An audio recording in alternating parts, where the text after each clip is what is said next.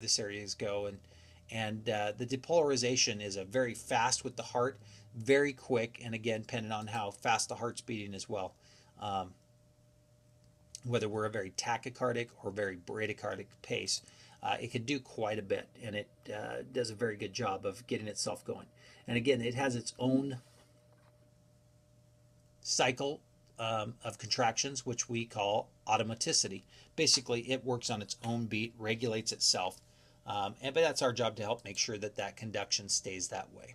So I kind of talked to you about that, about how the atria will contract first. So the atria will start here, it causes a contraction. It spreads out in an organized fashion. So we get one contraction down. So we're shooting blood down. Both atria are shooting down into the ventricles. Then from the AV node, it starts a beat, comes down through the Purkinje fibers, the different bundles.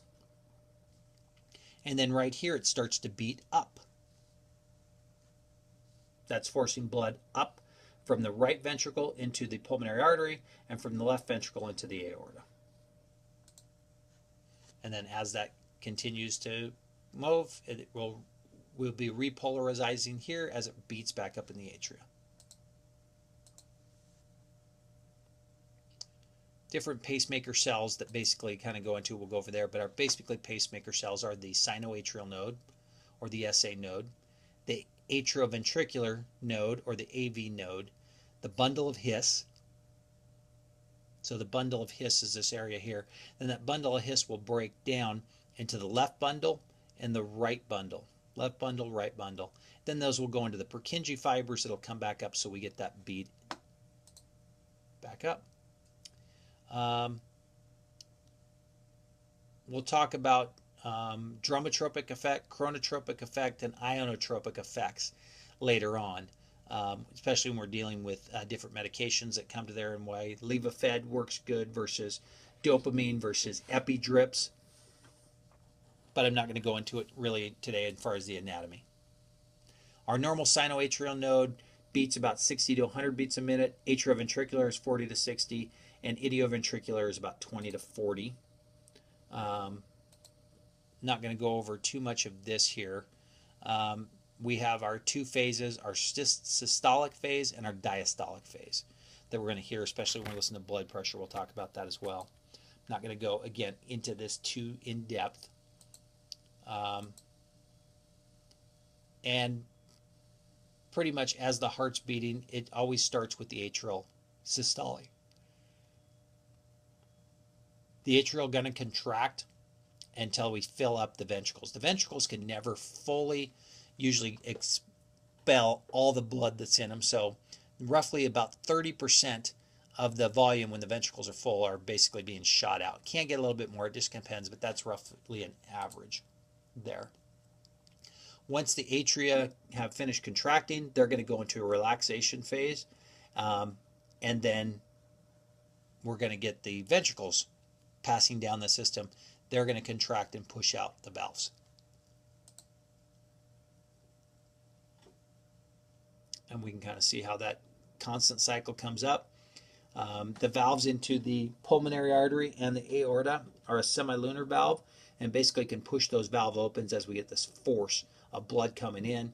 And once that blood's gone through, the backflow of blood is going to basically close those valves so it prevents it from backfilling the ventricles. Then the ventricles will go through its relaxation phase of diastole as the atria did. The pressure will drop and then the AV valves are going to open. Blood flows from the atrium to the ventricles. Again, it's a constant cycle that's going to keep going, and that's what we want to see happen. It's when we have problems with that we need to intervene, so we got to be aware of those. Big things we're going to look at is stroke volume. Stroke volume is the amount of ejected blood by one ventricle. So in one beat, how much blood can we put out? That's going to help us to calculate our cardiac output. It's the amount that's pumped out by each ventricle in 1 minute. So the stroke volume is the amount ejected, but how much are you getting in that stroke volume in each cardiac in 1 minute time? And that's going to give us what our cardiac output is. Blood volume, basically, there's a blood volume reflex. We're going to talk about this Specifically, kind of relates to the Frank-Starling principle that you'll go over, and you really need to know that one. It's basically the blood volume is in a direct relationship. So the amount of blood entering the heart is usually equal to the amount of blood being ejected with the next contraction.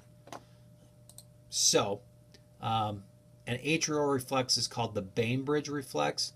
Not so worried about that, but it basically adjusts the heart rate into venous return. So how much blood flow is into the atria depends on how much it's going to pump down to the ventricles. What's going to be more important is when we look at the ventricle reflex. That's the Frank-Starling principle, and I really want you to know this one. So it talks about the more in, the more out. Well, basically, what does that mean? Well, the greater volume that enters, the more stretch you get, the bigger contraction you're going to get. So you'll get a greater stroke volume with more blood coming in. So if you get a big venous return into the heart and it stretches that ventricular out pretty big, then you're going to get a really strong contraction. Because as I stated before, similar to the Bainbridge reflex, however much blood coming in is how much you have to get out. And if you have that big stretch coming in and it stretches that muscle is going to contract even harder. It's going to produce a stronger contraction so we can go ahead and get everything out. So that's an important principle. Remember, big stretch, big contraction. Little stretch, little bit of filling, you're going to get just a smaller contraction. You won't get as much out of it. Important principle to know. So that's basically a quick review of the heart itself. Again, I want you to be able to describe the anatomy, describe the blood flow and area from, if I give you a location of starting at the left leg, where does that blood flow to get back to the left leg? Understand how the conduction system works and that cardiac cycle, and you should be good to go.